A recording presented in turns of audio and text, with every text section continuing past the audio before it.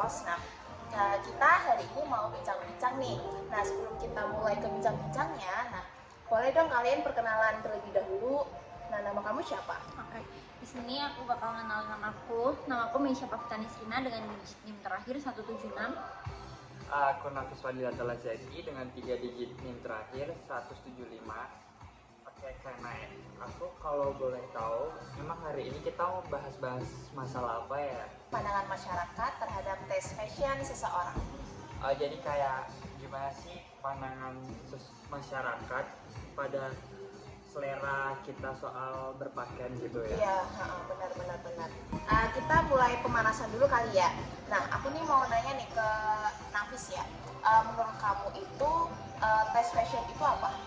Jadi kalau mau pribadi aku sendiri ya, nah, tes fashion itu kayak bagaimana orang tuh nunjukin selera dia dalam berpakaian itu kepada masyarakat. Jadi kayak ditunjukin, oh ini loh tes fashion aku, misal kayak aku suka pakai hitam-hitam, terus itu ditunjukin kepada masyarakat. Jadi kayak setiap individualisme tuh kita memiliki tes fashion yang berbeda-beda. Misal antara aku sama Mesya tuh kita beda tes fashion juga, terus aku sama kamu juga tes fashionnya juga beda. Mungkin misal kalau kamu sama Mesya tuh ada sedikit kemiripan ya, karena kan sama-sama Memakai kerudung hijab gitu. friendly mungkin misalnya. Iya, terus tapi kan misal kita bisa lihat dari sini ya guys, kita hijabnya Naila tuh beda sama kayak bentuk hijabnya Mesya. lah. Naila pakai Paris, guys. Kalau kamu pada apa? Aku pakai Pasmina. Oh, dan misal Paris sama Pasmina, jadi kayak itu mungkin ada tes fashion mereka itu sendiri-sendiri. Jadi kayak oh aku cocoknya kalau misal pakai Pasmina lebih wajahku lebih tirus atau gimana gitu sih menurut aku sih. Jadi kayak menyesuaikan bentuk wajahnya juga nggak sih? Iya.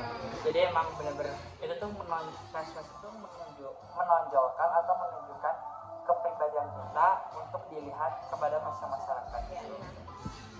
Nah, sekarang nih aku mau nanya ke Mesya juga.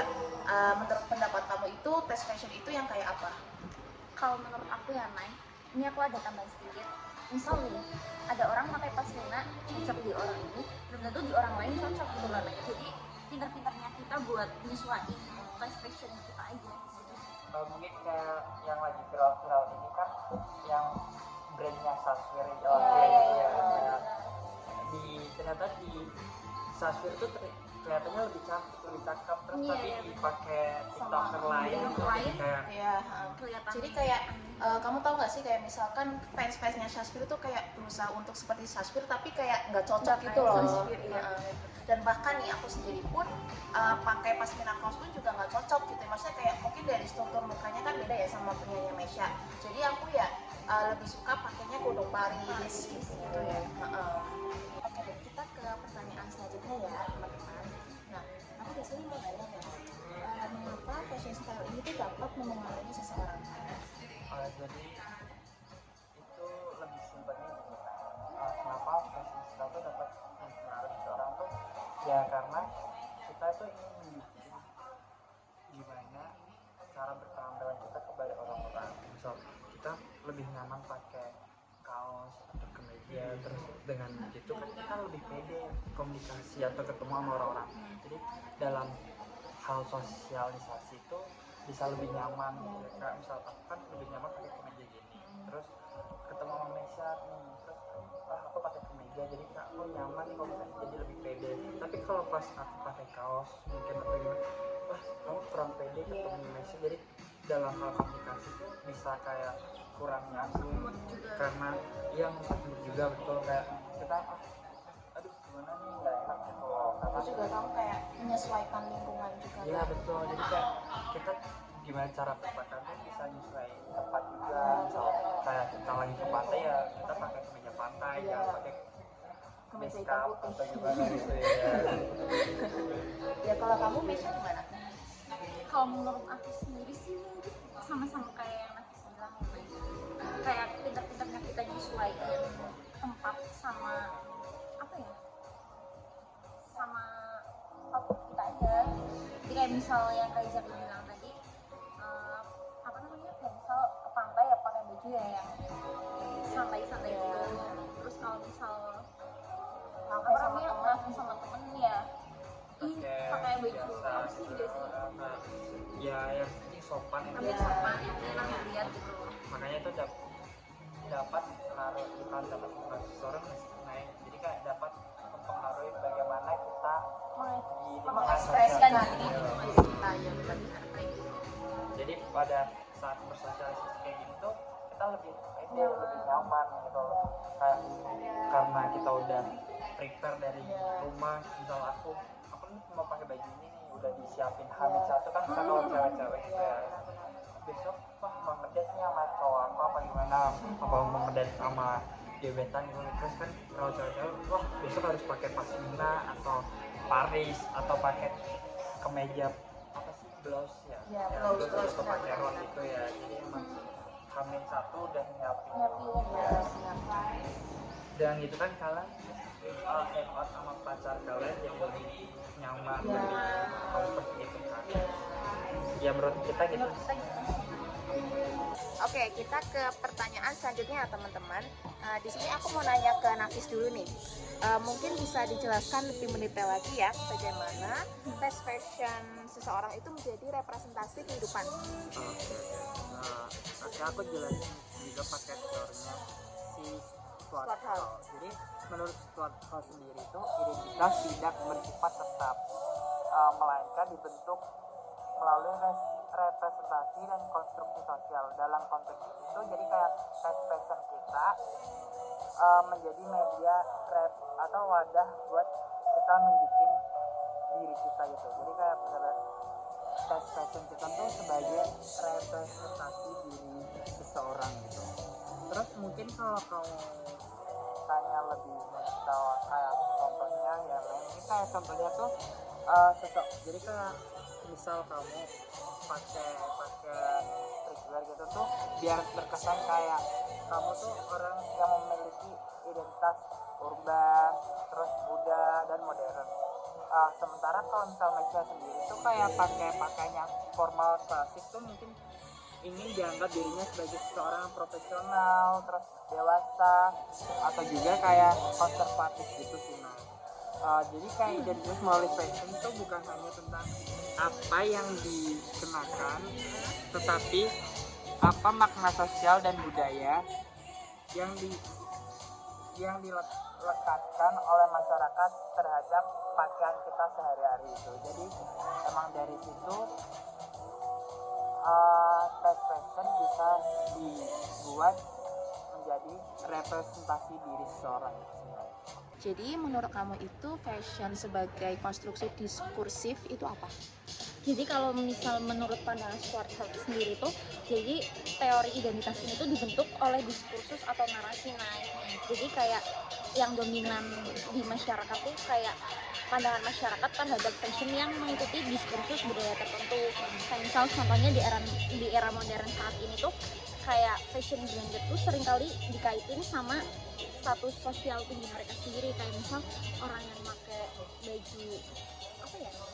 Uniqlo, Zara gitu tuh kayak belum tentu mereka tuh dari ekonomi yang tinggi gitu loh jadi gimana ya ngomong jadi kayak mungkin kayak maksain terlalu memaksakan dirinya supaya mereka tuh terlihat berkelas di mata orang lain gitulah.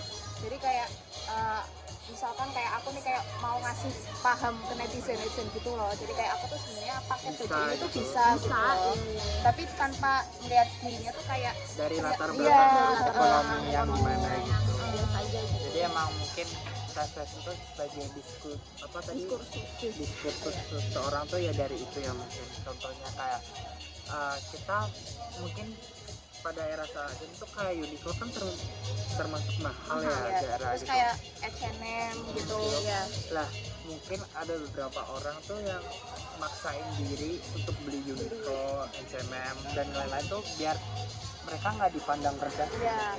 Kayak padahal buat makan aja susah tapi dia mentingin buat mendingin bajunya dulu baru makan gitu ya. Mungkin dari kayak gitu sih Maya. Oke, sekarang kita ke pertanyaan yang ketiga ya teman-teman. Gimana sih kok identitas fashion itu tuh bisa fragmentaris, bahkan itu fleksibel juga? Oke. identitas fashion sendiri itu tidak bersifat tunggal jadi atau final. Jadi emang itu nggak tunggal, melainkan seorang tuh bisa menampilkan identitas berbeda melalui pilihan fashion dalam konteks yang berbeda. Oh, nah tapi kayak aku tuh belum terlalu paham nih terkait apa yang kamu jelaskan. Nah, boleh dong kayak jelasin contohnya gitu. Mungkin contohnya gini ya, kayak Nesya tuh kalau waktu pengajian atau acara keluarga dan segala macam tuh dia pakai gamis, hijab friendly gitu, terus yang beberapa syar'i. Tapi waktu dia kuliah nongkrong dia tuh cuma pakai kayak blazer, jeans, terus rambut diikal atau di curly gitu. Jadi kayak identitas fashionnya tuh bisa berubah sesuai situasi Nesya ini dan peran yang Nesya jalankan sebagai mahasiswa bagaimana, terus sebagai anak di rumah bagaimana, terus bagaimana sama temen kalau keluar bagaimana, terus kalau waktu dia kayak acara Karang Taruna atau yang bermasyarakat tuh gimana juga fashionnya gitu. Jadi kayak itu mencerminkan pandangan si hal sendiri tuh bahwa ini terus bersifat ganda atau multifator gitu. Kontradiktif dan bisa bergeser atau shifter. Mungkin istilah kata kamu tuh bisa punya dua identitas dalam diri kamu, ya itu tuh sesuai apa yang pengen kamu tunjukin ke masyarakat. Waktu kamu pengen nunjukin agamis ya sesuai tempatnya juga. Ya, benar. Ya, masa kita pakai kemeja gitu. Misal kita masih pakai gamis gitu kan, kayak nggak lucu gitu. Itu nggak sesuai konteks banget. Nggak sesuai tempat juga sih, nggak menyesuaikan tempat. Masa hijaban dukun kan juga nggak make sense ya guys. Jadi bisa dibilang lagi, mungkin kalau kata dalam sesuatu yang familiar itu kayak berkepribadian ganda, tapi bukan dalam konteks psikologi, tapi dalam berpakaian ya. Iya, dalam bagaimana nunjukin diri mereka gitu sih Maya. Oke, sekarang kita ke pertanyaan terakhir ya teman-teman. Menurut kamu pengaruh media dan globalisasi dalam tes fashion itu apa? Jadi kalau menurut teori Schwarzer itu gini dia tuh menekankan pentingnya media dan budaya populer dalam pembentukan identitas. Jadi kayak dalam budaya fashion atau media sosial tuh kayak influencer tuh sangat mempengaruhi bagaimana tes fashion tuh dianggap kayak keren atau aneh. Jadi kan mungkin bisa ambil contoh di approve apa enggak? Benar. Jadi kayak contohnya misal si Nafis meniru gaya berpakaian K-pop gitu ya, kayak Koreaan gitu. Jadi Nafis kan apa namanya, kayak banyak udah ranah globalisasi dan kayak nggak semua orang nganggep Nafis pakai fashion kayak gitu tuh cocok gitu loh, kayak ada yang sebagian orang yang approve sama nggak approve gitu loh. Karena itu mungkin agak beda pandangan ya. Benar. Dari pandangan orang lokal sama yang udah global gitu. Iya. Terus sama kayak contohnya misal kalau di Indonesia tuh kan kayak misal orang nongkrong gitu pakai tempat kan orang-orang tuh masih nganggep itu tuh hal yang tabu kan, kayak misal orang kok keluar tapi makanya baju kayak gitu loh. Itu dalam artian yang pakai tank top itu maksudnya perempuan kan? Perempuan lah. Ya terus mungkin juga kalau tank top kan mungkin kalau di Indonesia sendiri dianggap kayak pakaian underwear, daleman gitu. Tapi malah dipakai buat nongkrong, buat luaran gitu. Jadi banyak yang masyarakat nggak terima era globalisasi, jadi kayak mikirin ini kok perempuan nggak baik langsung. Padahal kalau di ranah globalisasi sendiri itu udah hal yang biasa wajar gitu ya. Terus mungkin aku bisa nambahin juga sedikit, mungkin dari yang dijelasin tadi itu, makanya itu identitas fashion selalu dinegosiasikan antara apa yang ingin ditampilkan individu dan bagaimana masyarakat tuh memaknainya. Ya mungkin dari yang cewek tank top kayak gitu juga, terus kan wah ini cewek gak bener nih karena pakai tank top gitu. Atau gimana lah Ya, segala macam kayak gitu. menganggap apa namanya cewek itu tuh kayak perempuan yang nggak baik lah. Nggak baik. Karena pakai take outing. Iya. Padahal mungkin Padahal kalau belum tentu kan. iya, padahal kalau di mungkin ya dia pakai kayak gitu di New York sana Iya, beda sama beda. dia pakai gitu di Indonesia. Indonesia gitu ya. Mungkin karena pengaruh pola pikir masyarakat juga nggak sih, karena kan pola pikir masyarakat di sana kan udah maju ya, dibilang maju ya, kalau dibandingkan sama negara berkembang kayak kita ya beda nggak sih? Iya, Benar-benar. makanya itu masyarakat tuh kan menilai fashion seseorang berdasarkan simbol-simbol sosial. Jadi kan simbol-simbol sosial itu telah ditentuin melalui proses sejarah, kelas, gender, dan budaya populer. Makanya tes fashion menjadi bagian dari identitas yang cair, kompleks, dan selalu bisa berubah. Oke, sekian dari kami dari berbincang-bincang hari ini. Semoga kalian bisa mendapatkan ilmu yang bermanfaat ya. Oke, sekian dari saya Naila Huida Rama Putri. Saya Binsya Putani Serina. Saya Nafis Fadil Talajaki. Pamit undur diri. Terima Sampai kasih jumpa. teman-teman. Sampai jumpa.